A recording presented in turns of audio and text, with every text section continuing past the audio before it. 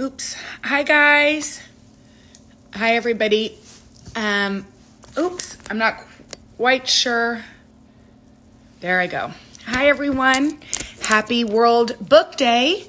I am so excited because I have someone joining me who I think loves books as much, if not more. I don't think more, but as much as I do.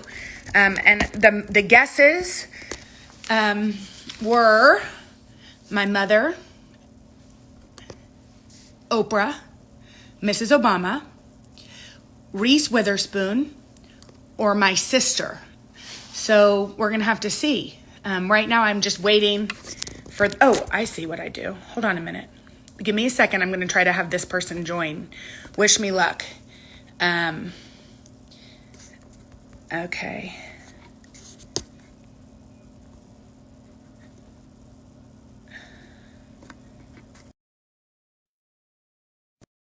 I don't think she's here yet, but hopefully very soon. And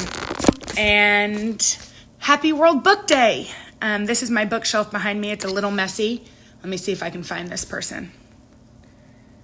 I'm trying to keep it secret.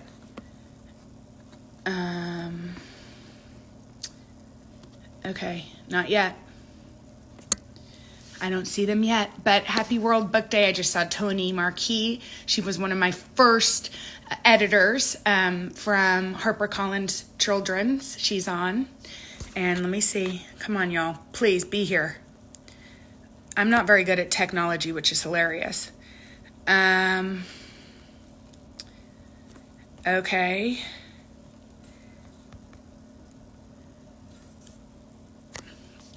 I don't see her yet, but I'm hoping she's coming any second now. So I think, can she make a heart? New York's Ditty, can you tell her I'm waiting? So I gave it away. It's a woman, although nobody guessed a man. Anyway, I just am so excited. Oh, this might give it away. Hold on one second. Here we go. But this is one of my favorite book people, and here she is. Hi. I'm going to turn on the light so you can see me. Hi. How are you? Happy World Book Day. It's so exciting. I didn't know it was World Book Day until you said that. It's World Book Day. It's one of my favorite days. I mean, now we celebrate every day of the week of the year. Hot dog day. Donut. My favorite is Donut Day.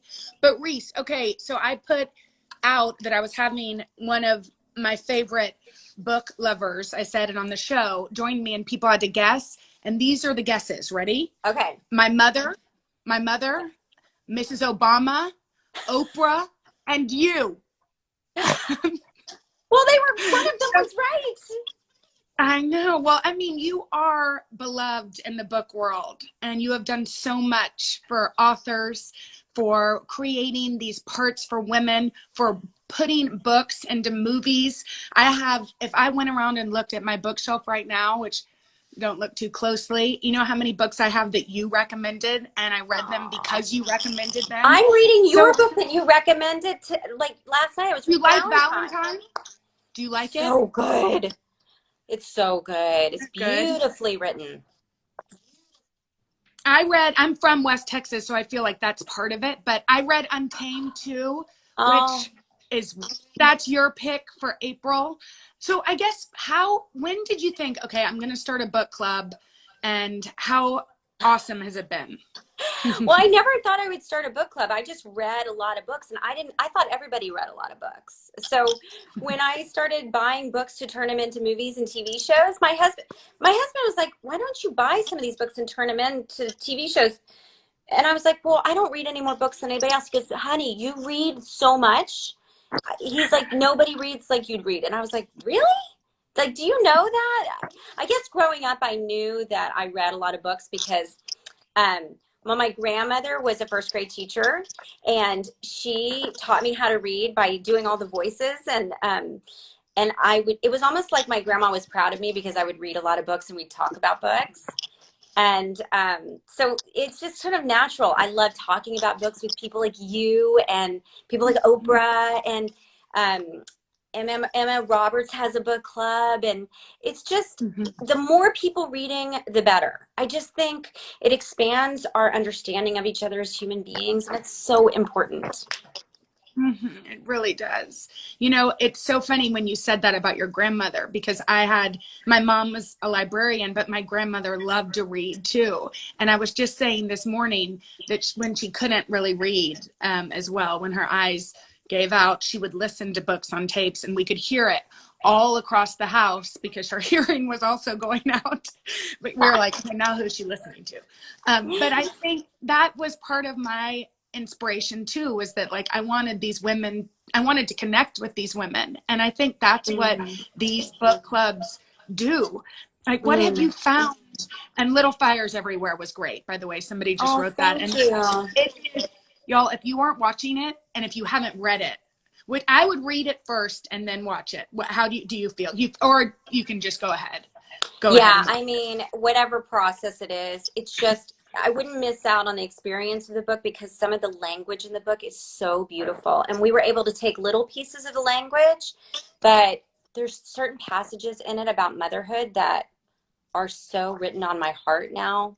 And I think Celeste Ng has a beautiful way of not judging people, right? So you meet all these different kinds of mothers, and it really makes you question, you know, what makes a mother? Is it biology? Is it about the love in your heart? Is it about your ability to take care of children?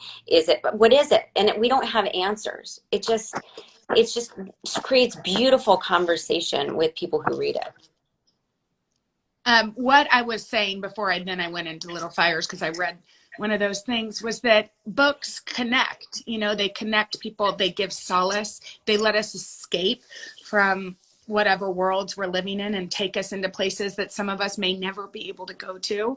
So in this time, which is really hard for everybody, how have you been finding solace and reading? And have you read anything that we should all read? Well, I'm reading a lot, it's my comfort place. And I read at night before I go to bed. And I've been reading your book club book, which is amazing, Valentine. And I've been reading comedy books, actually, because I like that laugh. I just want to have a laugh right now. There's so many It's great. kind of hard to find a good comedy book, though. What have you been reading? Do you have any? I've been reading some good ones, and then I've been rereading like Nora Ephron's books that are just, you can read one chapter and just get a great laugh. David Sedaris is one of my all-time favorites. Oh my gosh, that guy's funny. I think Jenny Lawson, that writer Jenny Lawson, I think she's from Texas. Oh my gosh, she is so funny. And so, humor helps, right? Like to escape and to laugh, right, is so important. And I need those. I need some of the comedy, because I tend to go darker, which I don't really mind, but I think Jenna. I go darker, and so oh yeah, me too, girl. Me too, girl. I'm kind of enjoying it though. I want to see what my real hair color is. I haven't seen it. I guess mine turns out to be a little browner than I thought. But no, it's laughter, I think, is great. And then also to be able to talk around literature. And we have a mutual friend, and I'm pretty sure y'all read books at the same time. Do you know who I'm talking about? Amy G. Amy G. Oh, Amy G. I thought you were going to say Miss Ann Patchett down in Nashville. Oh. Well, she's a friend, but she's also somebody that she's like an idol. Ann Patchett is somebody that I idolize. Right? And then you know who else? Somebody just reminded me that Margaret Wrinkle, one of the books that we chose, Late Migrations, was your English teacher. I know. She was my high school English teacher. And I loved that book so much. I was so glad you chose it. Her words are so beautiful and thoughtful, and she just loves nature, and she writes for the New York Times now. But she's somebody in my life, like I could start crying about Miss Wrinkle. She's taught me to look at literature and find characters that were similar to each other. So she'd always say, and I'd tell her all the books I was reading, and she'd say, okay, well, compare that to another character in To Kill a Mockingbird, and then write an essay about that and bring it to me. And I swear, Jenna, it's how I learned to be an actor.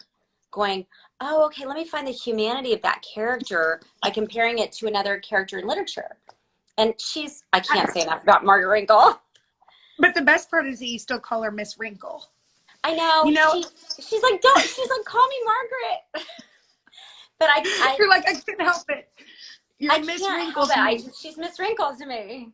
But You know, I actually think that book too, if you're wanting to escape, and also right now, when, at least for me, I think simplicity, finding the beauty in nature and simplistic things, and the majesty of these simple things. That's what she does so well. And I think when you do that, you can truly find happiness too, right? Like if you can look at a flower and be like, this is the most beautiful thing. And yeah. sometimes we've been so busy that we forget to do that. And I wonder if you have about 14 jobs and 14 So do kids. you. So do you. Yours are little. Mine aren't as little. I know. Mine's taking his nap right in there. I hope he didn't cry. But you have all, have you slowed down? Have you been able to like appreciate, these things that maybe before you didn't always have time for? Yeah, I've definitely slowed down. There's more time to read books to my kids. Oh, I wanted to give you this book that I read out of nowhere and someone recommended me. And I don't know, how old are your kids? Yeah, 6, 4, and a baby. Okay, 3 your to 6. 6-year-old is it a girl or a boy? It's a girl. She's a girl. Yeah, but but it doesn't matter. Have y'all read Dory Phantasmagory? Wait, hold on a minute. 1 minute. I can't believe you just said that. Oh my gosh. Jenna, we read it the other day, and my 7-year-old, he and I were both laughing so hard. Okay. I will give you Dory now. All my books are falling down. And also, have you read the graphic novels of the Babysitters Club? No, I gotta read this. This your son will love, and he can read them. Like Mila, because it's so short, like like the Archie. Oh yeah, yeah. Mila can read it herself before bed, but I love Dory. Isn't she hilarious? Dory is so funny. It's so well written, and that little girl is so imaginative. She reminds me of Ramona Quimby. Yes. It's so cute. You know that I interviewed Beverly Cleary for her, I think 100th birthday, and it was one of the. Yeah, well now she's 104, so I think it was 4 years ago. Oh my gosh! And I couldn't believe that I got to do that because That's she amazing. was all of the characters that she created just were part of my childhood, a part of all of our childhood, and she created these kids that I think were complicated, which is how kids are. It wasn't just like the straightforward 1950s kid that said, yes, ma'am, yes, sir. Although, Ramona was precocious and funny. And I was like, oh, I'm seen. I know. I felt the same way. I was a very highly sensitive kid, but I had a lot of ideas and a lot of things. And I was always told to stop talking. Me too. Or that I was too loud. I was always told I was too loud. Yeah. Too loud. And that's a hard thing to hear because you want to make sure your kids are using their voices, I know. Okay, so any other recs that we can fall in love with? Maybe some books that you love that you aren't reading now, but that you've loved in the past. You know what books I want to revisit during this time? Well, yesterday in our staff meeting, someone brought up the 4 Agreements. And I think that's one of those books, if you haven't read it, it's very easy to read. And it's just about having integrity as a human and not taking things personally and not making assumptions about people. It's one of those life lesson books I think is really great. Mm-hmm. Wait, have y'all read The Measure of Our Success by Marian Wright Edelman? No. Oh, it's fabulous. Wait, The Measure of Our Success, that's what it's called? Yes, and Marian Wright Edelman ran the Children's Defense Fund for a long time. She was with Martin Luther King doing that good work during civil rights. And she wrote a letter to her sons on their 18th birthday about how to be a decent human being. It is so beautiful and moving. It stayed with me. I read it when I was 21, and I talk about it all the time. I feel like your book club, you're choosing, there's Holly Williams saying she loves us so much. She's another Holly. mutual friend. She's another mutual friend. You've been choosing more nonfiction. Have you been reading more nonfiction at home? I'm like half and half. I read nonfiction in the morning, probably I read probably 2 chapters, and then I put it down, and then I read fiction at night. Mm-hmm. Fiction at night because it's a good escape. Yeah. And I can't concentrate that much on someone's life lessons. I have to have coffee for life lessons. Although, what was your book? My husband got it when he was in California. And Fair Play. Oh, Fair Play, yes. And he read it. And I actually think every husband and wife, it's a good thing to do maybe in quarantine to read Fair Play and talk about the division of workload in your home. Totally. Yeah, I think that is a book that it talks about the balance of domestic chores and how for years and years and years you would just assume that women do everything. But it's not fair. And we all go, life isn't fair, but it actually is real life practical advice about how to have the first conversations about sharing workload, or the author Eve Rodsky has developed a card system where you can play it just with cards. She's incredible. She's amazing. And the fact that she studied 500 couples and came up with this system, it's just a system to organize your house. And she swears it mitigates arguments and do you try to live by that system? Well, my husband and I definitely checked in at the beginning of quarantine, and I just wanted to be really clear. I'm not good. I'm not a great deep cleaner. Okay, I can tidy, but I'm not a great deep cleaner. I can cook enough, but I'm not great. I'm okay. And he was like, "It's okay." I was like, "Okay, who's going to take out the trash? Who's going to keep the kid entertained in the morning? If I have, all that stuff, you have to just have constant conversations." And have you done that with your husband?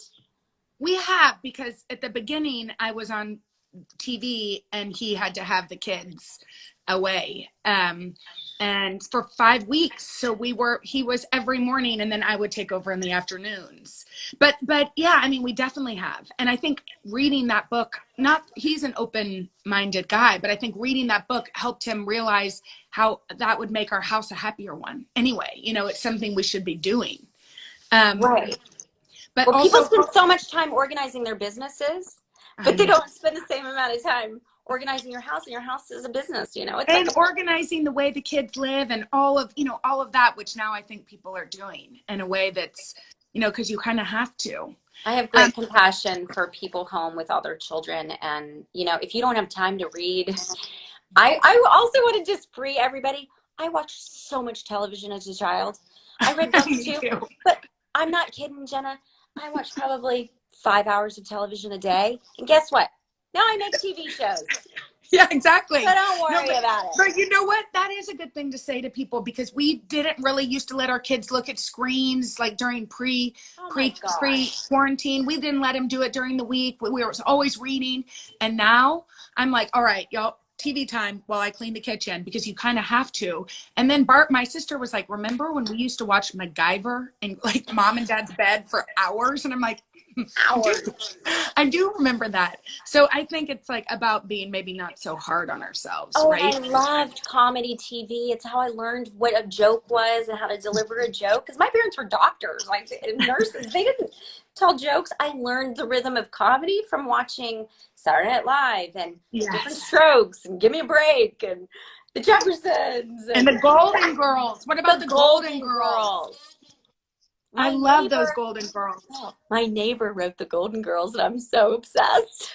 What? Have you met them? Yes. He's amazing. Oh, we need that. We need more Golden Girls in our life. Okay, I'm going to do a quick fire about books, and then I'm going to let you go, because I know you have kids and a life to get back to. But thank you for celebrating books with me on this day. It means so much. And can we just say, if you're going to be buying books, and please try and use no. I want to ask you about that. Yeah. First of all, what you've done with your book club to support indie bookstores is really, really cool. And I saw it and I was like, this is brilliant. So talk a little bit about that, please. Well, we have a choice where we get our books from, and I hope everybody out there knows that these independent booksellers are really struggling right now. And if you can, go order books. I just ordered a bunch of books for well, I don't want to give away the surprise, but some graduates. Yes. And I just went to a local bookstore and I bought a bunch of books for some graduates, and that really, really just helps them stay afloat, because it's a tough time, and people are ordering everything from, you know, big locations, but these independent booksellers are so happy to leave it outside their door. Some of them are delivering, but we gotta And we there's gotta keep that also alive. there's a new app that we did a story that was supposed to air today, but it's going to air another day about I think it's called bookstore.org. Do you know what I'm talking about? And they all go, it's all, and I wish I had done my preparation the way I should have. I just feel like this is just a chat, but I will get this information for y'all, and I'm going to put it on my Instagram stories, but it's basically the indies answer to Amazon. So you go to this one website and you can pick which indie you're buying from. Does anybody know this, that I'm talking about this? We have a I lot think of, it pops up if you Google the book. It pops up as an option yeah, of so it's buy like, from an it's independent all, bookstore. Yeah. oh yeah, maybe bookshop.org or something. There's some sort of website and they pick from only indies. It's bookstore. I was right. I don't know why. It's bookshop.org, but it's also, people are saying bookshop and bookstore. I think it's bookshop.org. And it's just highlighting all of these local bookstores. But I know when you think about what these bookstores do for the fabric of our country, it's the place where your kids go to play. Bookshop.org. I was right. I don't know why I second guessed myself, but if you go there instead of Amazon or somewhere like that, that, you know, is also trying to get the essential things to everybody, then you can really support these local businesses. And we want these businesses to survive, you know? So I know. It's just so important for for your community that they exist, and that there's this place to talk about books and gather around storytelling. mm-hmm. And it's so important to our culture. So try and support your local independent bookseller. What's your favorite local bookstore? Well, I love Parnassus in Nashville. Mm-hmm. And out here in LA, I go to Diesel. Have you And been to Books Are Magic when you've been to New York? Books Are And Magic is incredible. it's such a good one. What a fantastic store. And she has a new book coming out, Mm-hmm. which She I'm sure excited. does.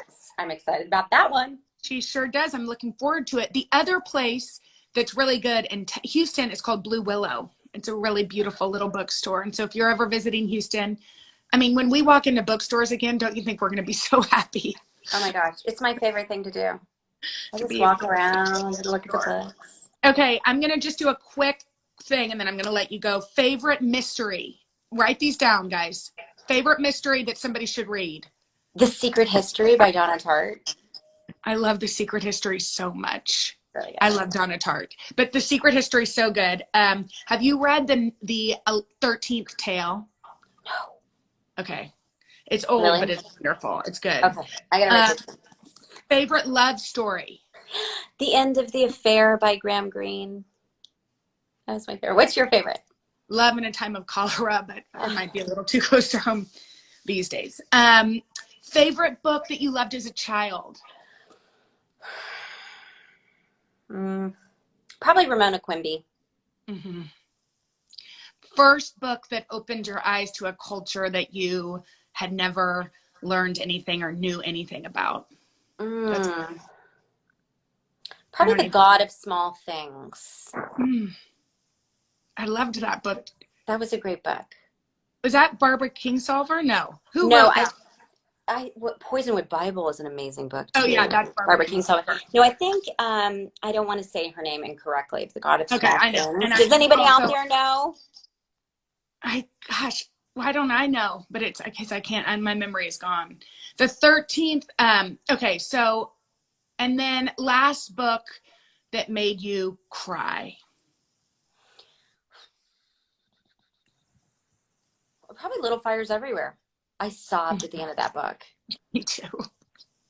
I actually remember where I was at the end of that book because I was on an airplane, which is one of my favorite places to read. And it's, you know, when you're crying with a stranger sitting next to you is always slightly like, it's like, girl, please don't look too close. But congratulations on everything you've done and on Little Fires. We loved it. It's so good. I'm so glad. I just love everything you do, and you make me feel so comforted seeing you in the morning on TV. My mom and I were watching you this morning, just talking about how much we like you, and say hi to your mom and your sister. I will for sure. And thank you so much for all you do for women and for people like my little girls to have somebody to look up to like you. It makes me so happy. And I love sharing. I'll share books with you anytime. And thank you for the inspiration with your awesome book club. Oh, anytime. You too, honey.